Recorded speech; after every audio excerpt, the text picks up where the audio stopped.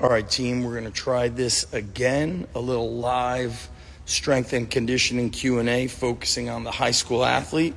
Paul Collodi will be joining, and Paul's the strength coach at Hunterdon Central Regional High School. So we're going to wait for him and start answering a couple questions.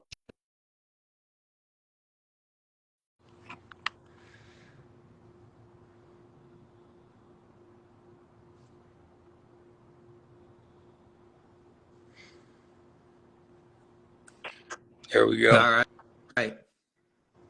All right, Paul, good to go. So let's pick up where we left off, talking about now that we've we're at the third week of school.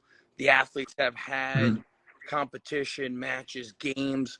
What is going to change with your strength training, like mid-September, maybe through mid-October? Well, the good thing is hopefully your fall athletes have been coming all summer and they have that good base. They're moving well. So now we can continue to build that strength on that movement. So I love 5-3-1 during the season, believe it or not. Depending on the week, if we had a tough, drag them out game, we may not plus set them at the end. If we had a lighter game, we'll plus set them. We'll on that last one, we'll let them go for it, depending on, how they're feeling. We played Thursday night, so we actually had a Friday lift. We had a great recovery lift. We used some sleds, backward sled drags, straight bar hanging from the bar up top, some reverse hypers, stuff to get the body reset. And I'm hoping today we get a great leg day. We're going to go for some deep back squat. We're going to put chains on the bar, and we're going to see if we can get at it today for some, up to almost 85%. So one thing that I've been thinking about a lot as a coach, you can, if you've competed in the sport, you have an idea. If you haven't competed in the sport, I encourage the strength coach to watch those athletes compete in sport. You get a real idea of where they struggle. It's actually good to watch a team, not good to watch them lose, but it's good to watch them go through a tough game or to lose a game, because you could identify weak points on the field. You can identify and legitimately say, listen, I went to see us play. I watched us struggle with conditioning in the last quarter, or struggle with speed endurance. You guys started very explosive, very fast, but the second half in the game, you struggled.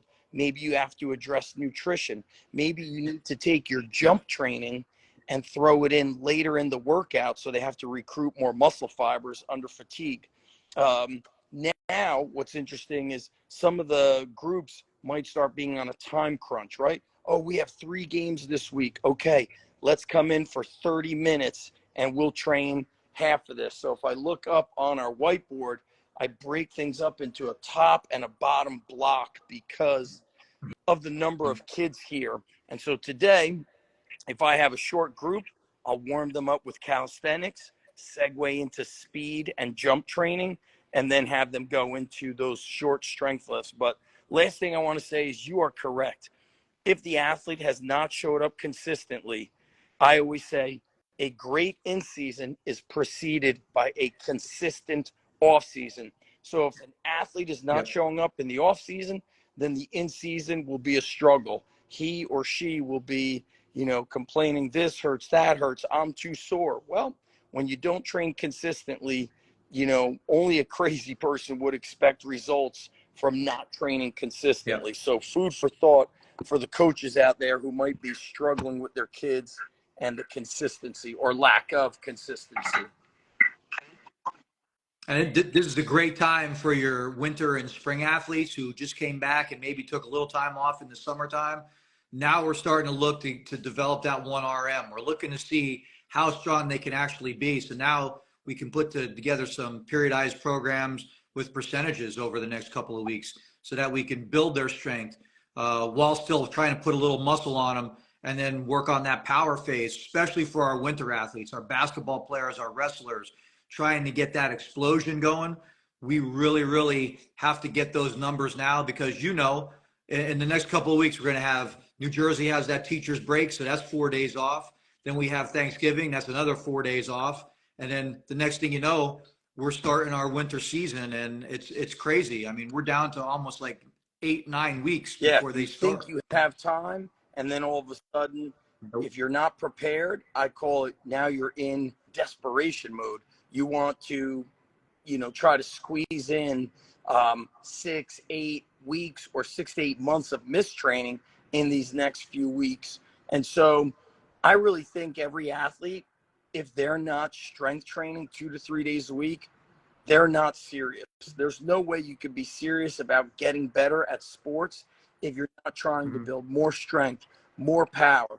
And that preparation builds your confidence. So I look at, like, if you're not training here, I tell them if you're going to a local gym, you should be squatting, jumping, pressing, rowing, farmer walks, and hill sprints. I say that, Mhm. you could drop and do push-ups, and you could go outside and hill sprint.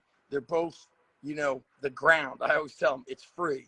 And those Yeah. things, those simple activities of calisthenics and sprints are some of the most crucial activities that high school athletes should be doing.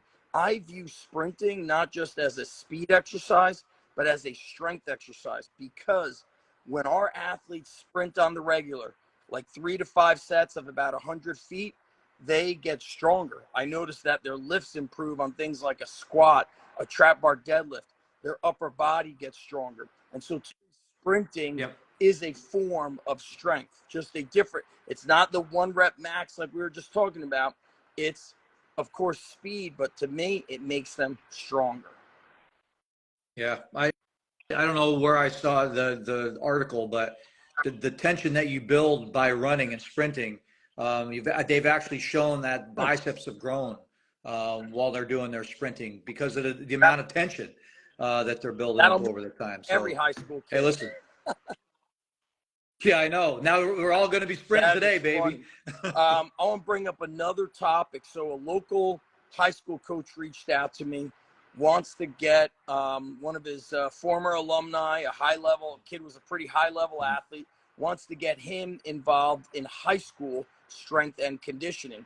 And so you and I were talking this morning, and we said, listen, eventually it'll be like the college sector, where every high school strength coach will have to be certified by the NHSCA, the same way that every college strength coach needs either the CSCS or the CSCCA. The reason being is, Yep. number one, having that certification is it's like an insurance policy for the school, because if somebody gets injured, they're going to ask, what was the qualification of the strength coach? And I also know, like, you have a Yep. kid that's interning with you. Is he a college student? He just So graduated. if you are thinking about getting into high school strength and conditioning, I tell you what, 2 years ago, I had an intern and he was able to volunteer at the school. It was extremely beneficial for him and for us, because we had uh, another coach on the floor. And when you have these big groups, it's extremely powerful. So NHSSCA.us or .us is where the certification is based out of, and it's online. So wherever you live in the country, take the cert. So what advices do you have for the aspiring high school strength coach? And it could be somebody private sector or even college sector who wants to make the transition in. I say build as many connections as you can, and not just to use them for things, but to become friends with them, to follow them, to be able to. I love our phone calls in the morning. Be able to pick brain and see how you're doing. I think mental health for strength coaches is a big deal too, and some people may be struggling, and to be able to talk to somebody and connect with them is a big deal, and to have that connection with you and a lot of other great high school strength coaches is big for me, and that just keeps me. I know Yeah, I'm going in I've the right got like a direction. couple of coaches. You and I get on a phone call almost every morning during our prep. This is our Mhm. prep, thinking about training, talking about in-season training, talking about working around injuries. And I believe, like, if you are at a different level, college level or your private sector, the high school, you have to learn how to train large groups. That to me was like the biggest change. I had to adjust my program design. And I would say it's like sometimes not optimal. It's not perfect. But when you have these large numbers, the crucial thing is the groups must flow. The groups have to flow. But Yeah. I want to circle back to like what you and I spoke about this morning is I told you about an athlete I trained at the underground, and he goes to a private school, and they had a different strength coach kind of come in and do whatever they do. And he came back, like we didn't see him for like 6 weeks, maybe longer. It was like he forgot to train. So when I looked at what that coach was doing with their kids, it was all this running and bands attached, and there was no strength work to build stability. Like this lunchtime, I have basketball. That's when they train. I had them warm up with pull-ups and lunges to develop strength and stability. Then their training was trap bar deadlift for sets of 4, no grinding reps, and then you could barbell or dumbbell bench for 8. We did 4 sets, building muscle in the upper, strength and power in the lower. They had a little more time. I said, get a set of jumps, get a set of carries, and get some arms in. So we incorporate some of that basic bodybuilding and then that strength work. I want to really hammer home to the people listening that that is the foundation. You cannot skip strength work and go to speed work and think that athletes are going to get fast. My motto is this: there's no such thing as weak and fast, and there's no such thing as weak and successful. So what's the speed? Are you guys adding extra speed work in season, with most of our athletes being field athletes? The only thing we'll do with some of our teams is I'll throw in. So today we're going to do with our in-season athletes, we're going to throw some competition sprints in 10 or 15 yards. You know my space. So what we'll do is we'll have them compete because they'll go out to practice and they'll still compete, but they'll compete at their sport. I want them to compete with the sprint because sometimes they're just running towards a ball or they're doing their footwork or they're catching a ball. I want them to think about pushing hard into the ground and getting that 10, 15-yard dig. We only do 4. We don't do a lot, but we do 4 competition sprints today. We'll combine that with whether we're doing our jumps or our squats like we're doing. But we don't do a lot. We just make sure we kind of, like we talked about before, reset that system so that we get that fast twitch back online Yes, again my after the buddy weekend. Peter Royo, who I did a podcast with maybe half a year ago, he learned from somebody that maybe the younger coaches don't know, Jay Schroeder, and Jay Schroeder made this VHS tape 25 years ago, I think 23 years ago. It was called The Freak of Strength. It was very advanced. They did it with a guy who got into the NFL, but then the guy like destroyed the NFL combine, but then didn't play the sport as well. But long story short, Jay Schroeder said to him, when you want to reset the nervous system, do speed work, like incorporate jump training and very short sprint work, because it gets the body reset. Whereas I believe if you go too heavy in season or off season, then the athlete starts getting stressed emotionally. They have to get psyched up to train. Mm-hmm. I want our athletes to have, even though we don't have, we're not able to measure velocity in the weight room here. I don't have any of that technology. I tell them the bar should never be in a grind mode. It should never be barely moving or moving slow. You should be moving fast. So that's going to be kind of my last piece of advice. Advices to the listeners, coaches, parents of athletes, is in-season training is crucial. They should still be getting strong. They can build muscle in season. I think in season you have to be super attentive to nutrition, sleep, lifestyle. I could see a mile away kids who are going to bed late, skipping breakfast and eating a school lunch versus in bed by 10:30, a big strong breakfast and packing a home-cooked lunch as their meal. I could see it a mile away. Yeah, no doubt. And I know Rob Orr talks about that all the time, that 1 GPP, 1 gram of pound protein per pound body weight. And he has the kids, he has it on buttons and wristbands for the kids to understand. And, they don't know how undernourished they are. And like you said, you can see it in the weight room, you can see it on the field. And That's part of our education. That's what we do. It's more than just sets and reps. It's understanding everything that's going to make us better, and that's one of the I wouldn't be keys. shocked if kids are eating boys eating under 100 grams of protein in a day. So let's Oh, say there's they no doubt. skip breakfast, or breakfast they're like, I had a waffle, or I had a banana, or I had a cup of Mhm. coffee. All right, you have 0 grams of protein. I don't know, banana, Yep. I don't think it has any protein. A waffle, probably not. Nope. Then at lunch, if you're skipping breakfast, you're probably not taking lunch seriously. So you're having one sandwich. So maybe you have 3 slices of a turkey processed lunch meat. So we're looking at, I'm going to say maybe 21 grams of protein. Then you have practice after school. Then at dinner, if you're lucky, your parents make you a big steak or 2 pieces of chicken. So now we're looking at 40 to 50 grams of protein. And at night, maybe the kid eats chips. So we're looking at probably less than 75 grams of protein. As soon as that athlete changes the way he eats, for example, my son as a freshman is bigger than I was as a senior. It's because I didn't know how to eat Wow. or train properly. His breakfast this morning was 3 eggs, um, bacon that I picked up from the Amish market over the weekend, a glass of Mhm. orange juice or half a glass of orange juice with creatine, and a large piece of toast. I cut it in half. One piece of toast gets butter. The other piece of toast gets butter and jelly. Lunch is chicken and Nice. rice. So you're going to have a nice lunch. He's going to come home, have an early dinner or eat a sandwich.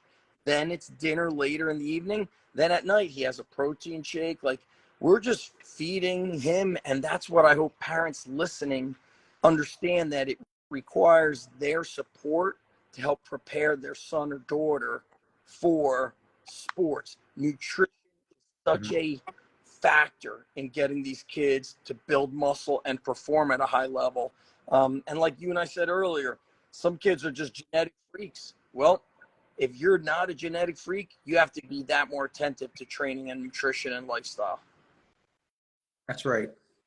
It's you can't always rely on your genes. You got to put that work in, and it's if you're not getting it, you're not hydrating well, you're not getting the sleep. Everything you do in that hour, half hour, 45 minutes, even if you go to the gym on your own for 2 hours, you're not getting anything out of it. You're just kind of two wasting two hours hours of your is time. way too long. Matt Wenning is putting out a book, or he put out many books, but he said the research has shown that, when you're training longer than an hour, even kids whose testosterone levels should be really pumping, a lot of these boys don't have the high testosterone levels of 20, 30, 40 years ago because they don't eat. They're just processed food. Yep.